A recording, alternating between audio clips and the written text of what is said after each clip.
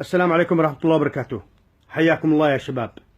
احنا الشعب اليمني صرنا ثلاثة أصناف: الصامدون والصابطون والساكتون.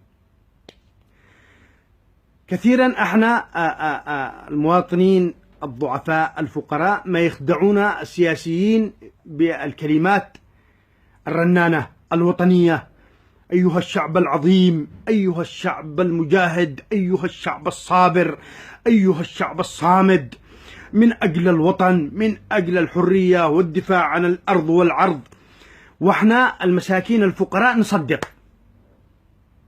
كثيرا ما يطلع عبد الملك الحوثي في كل خطاباته: أيها الشعب اليمني العظيم الكريم الشهم البطل الصامدون.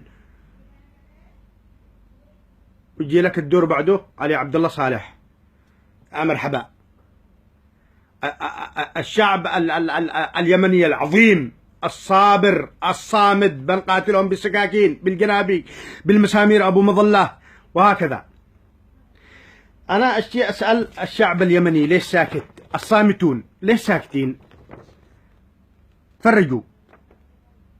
مجهولون يمنيون يعيشون بين النفايات بحثا عن لقمة العيش. شايف الشعب اليمني؟ أنا أشتي أسأل عبد الملك الحوثي: عد باقي، عد خليت كرامة لهذا الشعب؟ هذا الشعب عدو شعب كريم؟ تفضلوا. هذه الحرمة اللي نزلها كمال طماح وهي جالسة تأكل من القمامة بالشارع. هذا شعب عظيم وكريم؟ هذه الكرامة اللي أنتم تدافعون عنه؟ تفضلوا اللي بعده. وين جالس؟ مدكين، جالس يدور لقمة غدا. تفضلوا اللي بعده. الحاج من وين يأكل؟ هذا المفروض انه يكون عايش بكرامة. هذا المفروض انه يكون جالس يستلم معاش من الضمان الاجتماعي. الشعب اليمني الصامد والصابط. تفضلوا. هذا الشعب الصابط من الجوع داخل البراميل، يحصلوا لا حصلوا لهم عظامي، لا حصلوا لهم طماطة. شوفوا الحجية هذه، منو يقبل هذه؟ منو يقبل على امه ان تدور بالنفايات من اجل تأكل اطفاله، من اجل تأكل تسد رمقه؟ تفضلوا. شايفين وين جالس؟ هذا الشعب العظيم. قتلتمنا بالخطابات الرنانة. تفضلوا. شوفوا الحجية وين جالسة. تفضلوا يا خلق الله. من يرضى ان بنته تأكل من القمامة؟ عد باقي عندكم شرف. يكفيكم كذب. كلنا نعرف ايام الانتخابات ما تطلعوا لنا الا بالمشاريع وتحطوا لنا حجار الاساس. شوفوا نساءنا كيف متبهدلات مشردات في كل مكان. شوفوا بكل شارع. هذا نسوان يمنيات.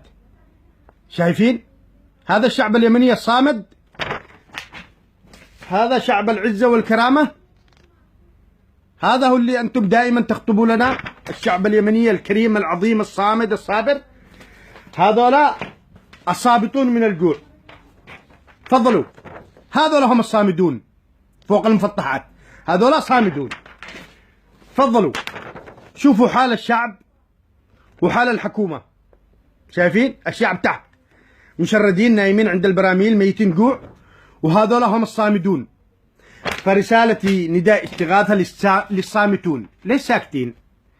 جيبوا لي مشروع واحد فعله عبد الملك الحوثي طول السنتين او من يوم ما بدأ يحارب من عام 2000 مدري من متى. مشروع واحد، مدرسة واحدة، جامع واحد، مستشفى واحد، سد واحد بناه، حفر بير، قدم خدمة لمواطن. ليش ساكتين؟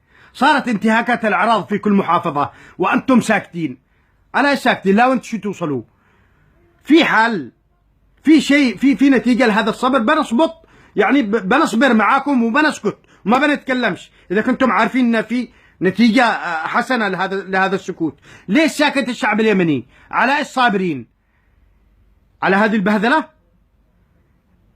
يعني مستمتعين انكم تشوفوا الناس هذول كلهم يأكلوا من الزبالات؟ مرتاحين انتم؟ ليش عادكم منتظرين؟ طيب ليش صابرين على هذا البلاء كله؟ هذه مناشدة لكل يمني حر أن يوقف في وجه الظلم، توقف في وجه الطغيان، أن توقف في وجه من سلبوا حريتك وكرامتك، أن توقف في وجه من جعلوا أسرتك وأمك وأختك تأكل من براميل الزبالة.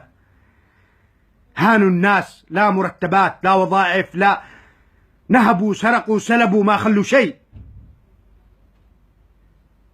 مراسل قناة الريح هدهد، السلام عليكم ورحمة الله وبركاته. شكرا لكل من أرسل الصور، وشكرا لكل من نشر المقطع.